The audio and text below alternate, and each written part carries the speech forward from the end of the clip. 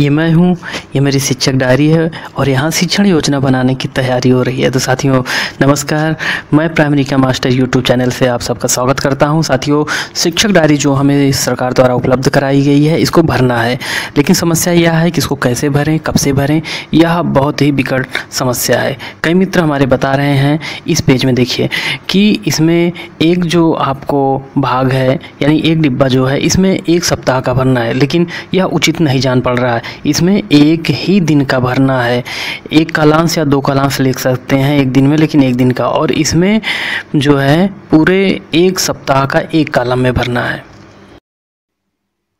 देखिए यहाँ पे लिखना है सप्ताह, माह, कब से कब तक पढ़ाना है, फिर पहला दिन, दूसरा दिन, तीसरा दिन, चौथा दिन, यानी सप्ताह में जो पढ़ाएंगे, सप्ताह का 5वां दिन, सप्ताह का 6वां दिन। फिर उसके बाद देखिए एक सप्ताह ख़त्म, दूसरा सप्ताह आपका यहाँ चालू हो रहा है। साथियों आइए डायरी भरना सीखें। साथियों पूरे शिक्षक डायरी में आपको 2 तरह के पेज भरने हैं पाठ्य योजना के तहत। तो सबसे पहला पेज जो है यह सप्ताहवार विवरण आपको अंकित करना है जो आप पढ़ाएंगे। तो जैसे मैंने यहाँ पे एक कर रखा है, आप देख लीजिए। तो सबसे पहले क्या है इसमें महीना, माह, कौन सा महीना है जिसमें पढ़ा रहे हैं, फिर किस सप्ताह में पढ़ा रहे हैं, कक्षा, विषय, पाठ और पाठ नाम, और यहाँ कुल जो अनुमानित संख्या है मैंने 6 लिखा है। अगर आप एक ही दिन की दोनों कालांश को ले रहे हैं तो आप 6 + 6 कर देंगे तो 12 कालांश हो जाएंगे। यहाँ पे हस्ताक्षर हो जाएंगे आपके और आपके प्रधानाध्यापक के। साथियों हमने देखा कि जो एक प्रोफार्मा दिया गया है उसमें एक ही दिन का, यानी कि उसमें 6 दिन का हमें नहीं भरना है, उसमें एक दिन का हम शिक्षण योजना भरेंगे।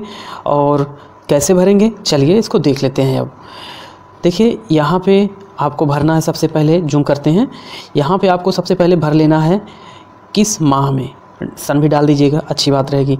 सप्ताह, वहाँ पे हमने साप्ताहिक विवरण में जो डाला है पहला सप्ताह वही यहाँ पे डालेंगे, और किस डेट से किस डेट तक हमें पढ़ाना है यह भी हम यहाँ पे उसी साप्ताहिक विवरण के हिसाब से भर देंगे जो पहले पेज पर भरा था।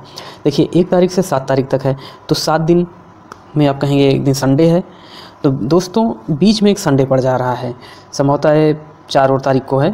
तो हम कुल मिला के ये जानते हैं कि अवकाश के दिनों को नहीं शामिल करना, यानी जितने दिन आप कक्षा में जा कर के उपस्थित रहेंगे, पढ़ाएंगे, वही गिना जाएगा शिक्षण सप्ताह के अंतर्गत दिन। ठीक है, तो ये हो गया। अब इधर देखिए बहुत ज़्यादा समझने की आवश्यकता नहीं है, कक्षा डालना है, कक्षा जैसे आप कोई भी क्लास पढ़ा रहे हैं वहाँ पे आप डालिए कक्षा 5, हिंदी मैंने डाल दिया है, और पाठ का नाम डाल दीजिए। अच्छी बात है, क्योंकि पाठ का नाम मैंने यहाँ डाला है तो ज़रूरी नहीं है कि आप यहाँ डालें। ठीक है, अब देखिए यहाँ पे लर्निंग आउटकम व चयनित पाठ्यक्रम जिस पर कार्य करना है, तो मैं आपको सजेस्ट करूँगा ये वाला डाला करिए। देखिए लर्निंग आउटकम, LO यानी लर्निंग आउटकम, और कौन सा है H5, H हिंदी 5, कक्षा 5, और जो कोड है 02। तो ये आप कोड डालिए, पाठ का नाम डालिए, पाठ संख्या डाल दीजिए। अगर आप नहीं संतुष्ट हो रहे हैं तब आप यहाँ पे जो कोड था H502 यहाँ पे पूरा का पूरा है, इसको डाल दीजिए, लेकिन इसमें या इसमें से एक ही डालिए, दोनों नहीं डालना है आपको। ठीक है, दोनों मत डालिए। फिर चलिए आगे बढ़ते हैं। मेन चीज़ यहाँ पे आपको समस्या आ रही है कैसे क्या करना है। देखिए जो हमारे पास शिक्षण संग्रह है उसमें जैसे भी बताया गया है, और हमारी शिक्षक डायरी में भी यह उल्लेख है कि आपको किन किन बिंदुओं को अपने शिक्षण योजना में शामिल करना है।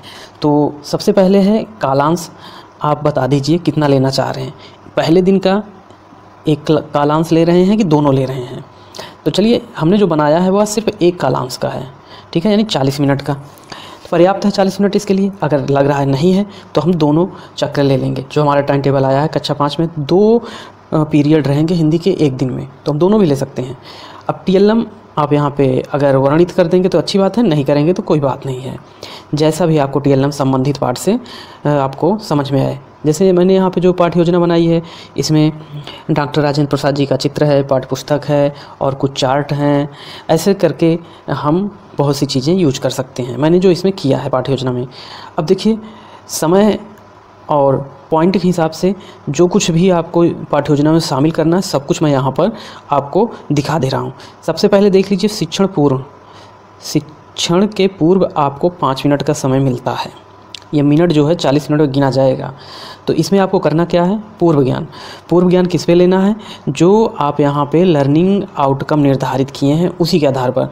तो मैंने यहाँ पे बच्चों को जो पढ़ाने चल रहा था जोड़ते हुए, लर्निंग आउटकम से जोड़ते हुए जो कुछ प्रश्न किए, जैसे कुछ प्रश्नों का उदाहरण हम यहाँ शॉर्टकट में लिख लेते हैं कि बच्चों आपको कौन से शिक्षक पढ़ा रहे थे। अच्छा बच्चों, कौन शिक्षक क्या क्या पढ़ाते थे ये बताइए। कोई नाम बताते हैं तो उनसे पूछ लीजिए, अच्छा वो टीचर पढ़ाते समय कैसे पढ़ाते थे, थोड़ा पढ़ा के बताओ। ये सब चीज़ें हम कर सकते हैं। इससे 2 चीज़ें आएंगी, बच्चे सहज रूप से कक्षा से जुड़ेंगे, आप जो टॉपिक पढ़ाने चल रहे हैं उससे जुड़ेंगे, और लर्निंग आउटकम कितना उनको प्राप्त है वह आप पता कर पाएंगे। ये पहला पॉइंट हो गया शिक्षण के पूर्व। अब शिक्षण के दौरान क्या करना है, 3 चीज़ें हमेशा ध्यान रखनी है। पहला, जैसे गद्य है कोई तो हम आदर्श वाचन करेंगे, फिर उसके बाद बच्चों से आदर्श वाचन यानी स्वस्वर वाचन करवाएंगे, और फिर शिक्षक द्वारा यानी हमारे द्वारा पाठ की अच्छे तरीके से व्याख्या की जाएगी। अगर वहाँ पे आवश्यक हुआ तो हम गतिविधियाँ भी करवाएंगे। जैसे मैंने इस पाठ के लिए रोल प्ले चुना है और सभी का एक समय निर्धारित कर दिया है कि 6 मिनट, 6 मिनट और 13 मिनट क्रमशः जो अभी मैंने बताया। फिर उसके बाद हम भर लेंगे शिक्षण की समाप्ति पर हमें क्या करना है। हमें समय मिलता है इसके लिए 10 मिनट का, तो इसमें भी 3 चीज़ें आपको शामिल करना है। सबसे पहले शिक्षक द्वारा पाठ में आए प्रमुख बिंदुओं को प्रस्तुत किया जाएगा, ठीक है। समावेशी रूप से पूरे पाठ को आपको बताना है, एक तरह से मान के चलिए रिवीजन होगा। फिर आपको आकलन करना है। आकलन भी 2 तरह से कर सकते हैं, जैसे बच्चों से पाठ में आए प्रश्नों को पूछ करके, जैसे यहाँ पे मैंने 2 प्रश्न रखा है, कौन मौलवी अच्छा पढ़ाते थे, बच्चे दिया में बालू क्यों रखते थे, और साथ ही साथ मैं रोल प्ले करवाया हूँ गतिविधि में। तो यहाँ पे मैंने लिख दिया है आकलन में ही कि गतिविधि जो कर रहे हैं रोल प्ले उसके अवलोकन से। साथ ही साथ यहाँ पे मैं अभी और लिखूँगा कि जब मैं पढ़ा रहा था बीच बीच में जो संवाद चल रहा था कक्षा की गतिविधि के दौरान भी मैं उनका आकलन कर रहा था, ठीक है। फिर अगर आपकी इच्छा है तो शिक्षण विधियाँ भी आप यहाँ पे शॉर्टकट में लिख सकते हैं। मैंने नहीं लिखा क्योंकि जगह कम हो रही थी, अक्षर बड़े छोटे हो जा रहे थे। जैसे प्रत्यक्ष से अप्रत्यक्ष, पूर्व ज्ञान से जोड़ते हुए जो भी शिक्षण विधियाँ आपको समझ में आए अपने शिक्षण संग्रह में और कई मॉड्यूलों में मिल जाएंगे, वो देख लीजिए। अब हम देंगे गृह कार्य। चौथा प्रमुख पॉइंट जो है गृह कार्य। देखिए पूरा का पूरा जो हमारा लेसन प्लान है शिक्षण संग्रह और शिक्षक डायरी और शिक्षा विभाग द्वारा जो भी निर्देश दिया गया है उसके आधार पे ये 4 चीज़ आपको शामिल करने ही करने हैं। तो गृह कार्य हम बच्चों को दे दिए हैं, इस पाठ से संबंधित ही बच्चे जाएं अपने घर पे, तो इसको ज़रूर करके लाएँ कि कौन शिक्षक किस तरह से पढ़ाते थे, उनकी पढ़ाई लिखाई बचपन से लेकर अब तक कैसे संपन्न हुई, ये सारी चीज़ें बच्चे लिख के लाएँगे। तो ये जो 4 चीज़ें हैं, शिक्षण पूर्व, शिक्षण के दौरान, शिक्षण की समाप्ति पर और गृह कार्य असेसमेंट, ये चीज़ आपको हर शिक्षण योजना में करनी है।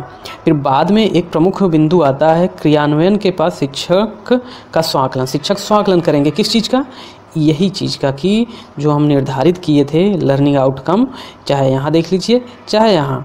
तो यहाँ पे देख लीजिए क्या है, बच्चे पाठ, भाषण या बात को सुनकर उसके बारे में तर्कसंगत राय बना पाएंगे और इसे संक्षिप्त में बताने के साथ साथ इस पर निष्कर्ष आधारित प्रश्न के उत्तर दे देंगे।